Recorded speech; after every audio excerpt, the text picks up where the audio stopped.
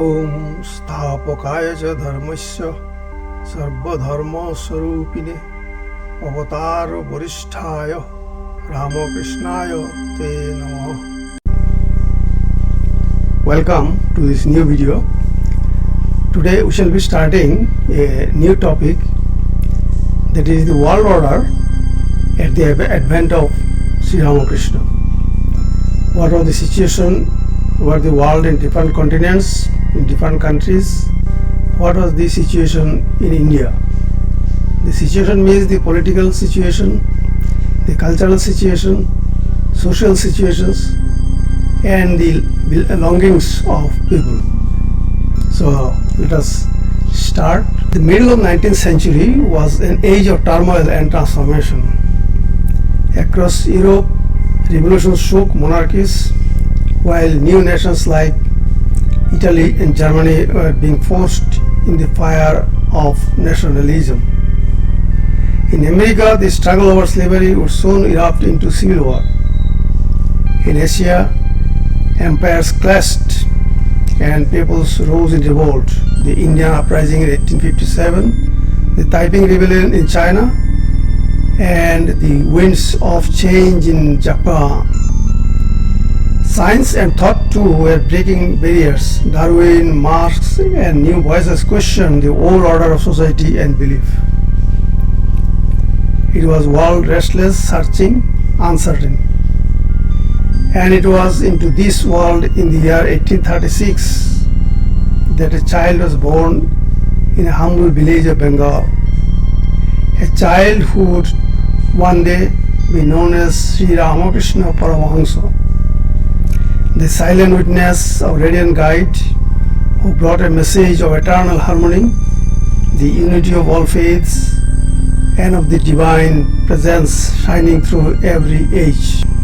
World order at the advent of Shri Ramakrishna Paramahansa. This part 1. So major world events in the mid 19th century, 1825 to 1875, because Shri Ramakrishna was born in 1836. So I have taken the middle of 19th century, which ranges from 1825 to 1875.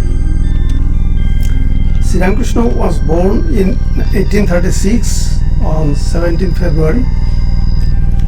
Immense transformation across the globe, with different revolutions in different countries, the rise of nationalism, industrial progress and industrial revolution too, expansion of empires, and the social theories and ideologies came into force, like Darwinism, Marxism, and others. So major world events in the 19th century, let us see country by country. First we are seeing Russia, which was under the rule of Tsar. Then America troubled with slavery.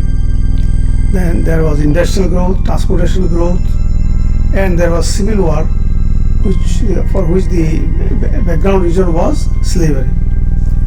China, under the Qing bureaucratic dynasty for about 300 years. There was Opium War, 1839 to 1842, and Britain and France came as adversary against China. Taiping rebellion within China itself, causing tens of millions of death of people. Africa under slavery, rapid colonization. Europe, spread of liberal and nationalist ideas. 1848 revolution was there, and industrial revolution.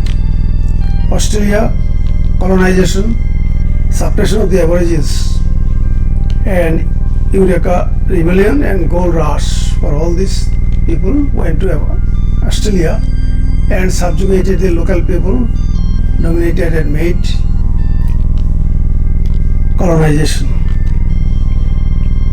Let us see Russia under Tsar rules, which was for about 300 years. Russia was under the Tsars from 1547 to 1917. Tsar was a centuries-long autocratic rule where the Tsar supposed to have absolute God-appointed power. So they thought, all the monarchs of those time thought that they are the representatives of God. The country expanded significantly under various Romanov Tsars, becoming a major European power, but remained a largely backward feudal society with serfdom. Serfdom means laborer which are working for the landlords. They are something like bonded laborers. They have no rights, even they cannot ask for the salary, the wage. So that was the condition. Modernization effects, including Peter and Great's reforms of Alexander II, abolition of serfdom, were often superficial or faced significant resistance from people. So though those bad habits like serfdom etc. were being eliminated, but a great section of people are still supporting those.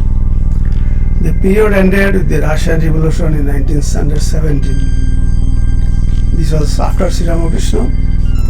The revolution was fueled by discontent over inequality and thus ill-fated handling of the World War I.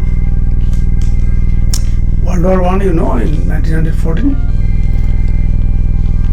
So at that time even Tsar was still continuing. So why are discussing these things on the advent of Shri Ramakrishna? Because Shri Ramakrishna did not come only for India. He came for the entire world. And as such, what was the world order at that time, at that period, should be understood. Now let us come to America in mid-19th century. There was the big civil war,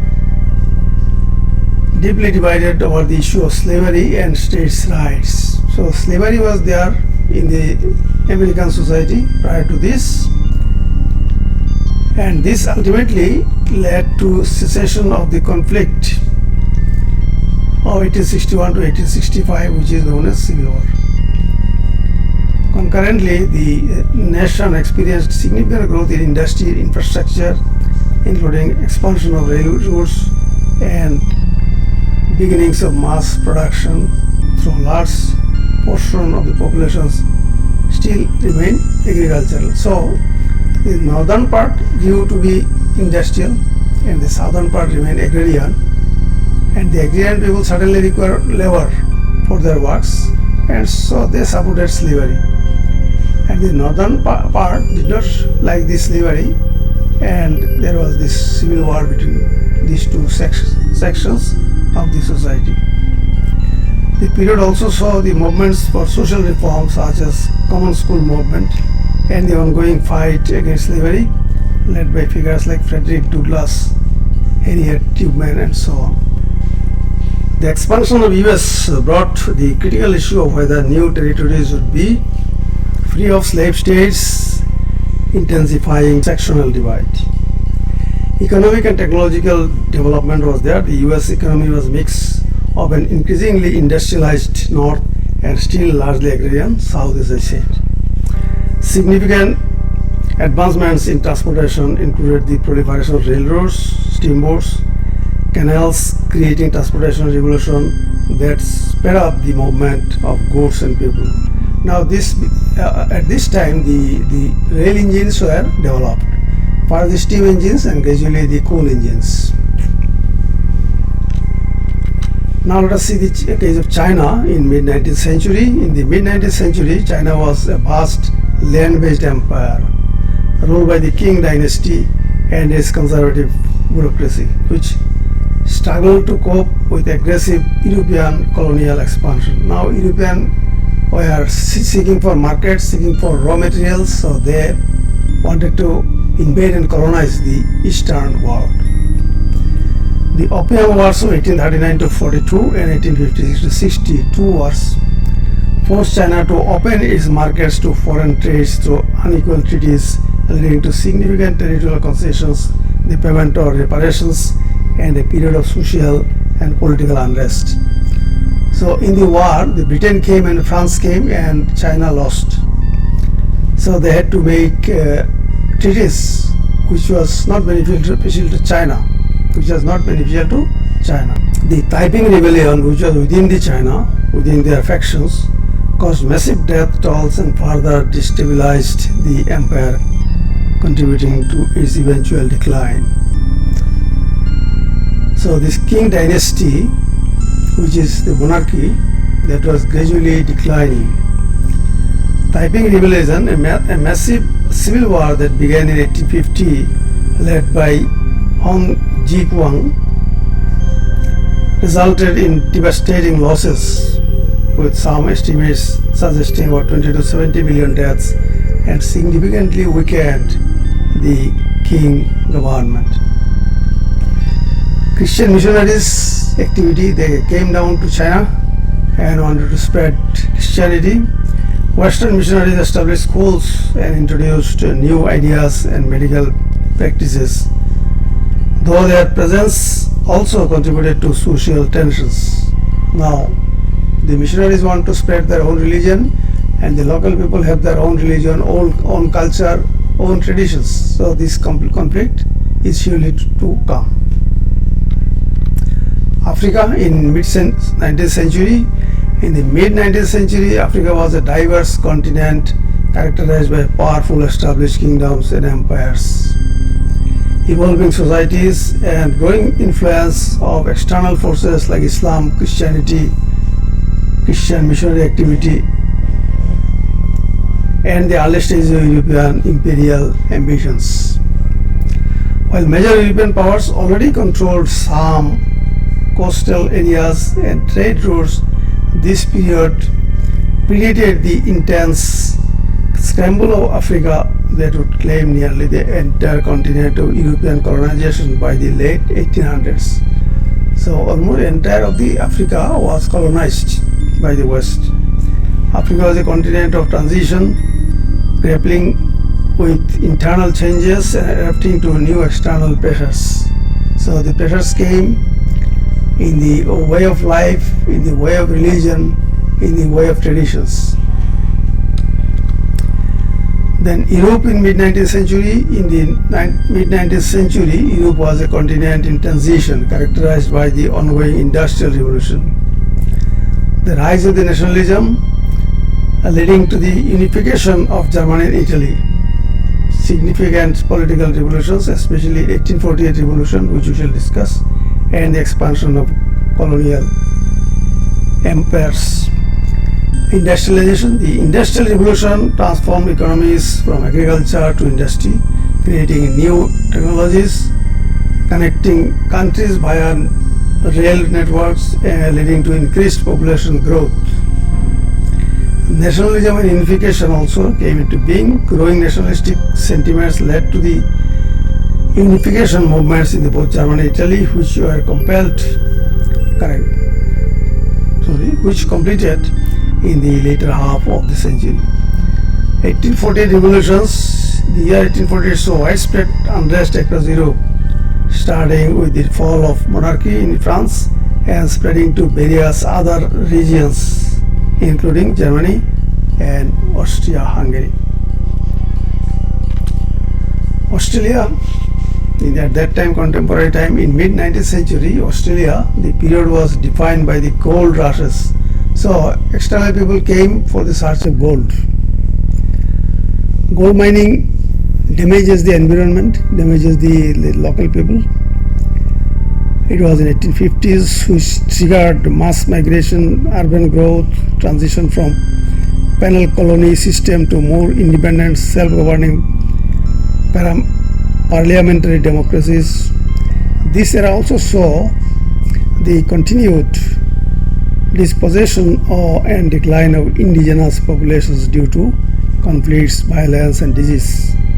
While settlers' living standards rose and calls for colonial unity led to eventual federation in 1901. So the world history is more or less similar in various continents. Some external people come, they attack the locals, they destroy their culture, they take up all the resources, and thus the colonization starts. Thank you this much for the video number 1.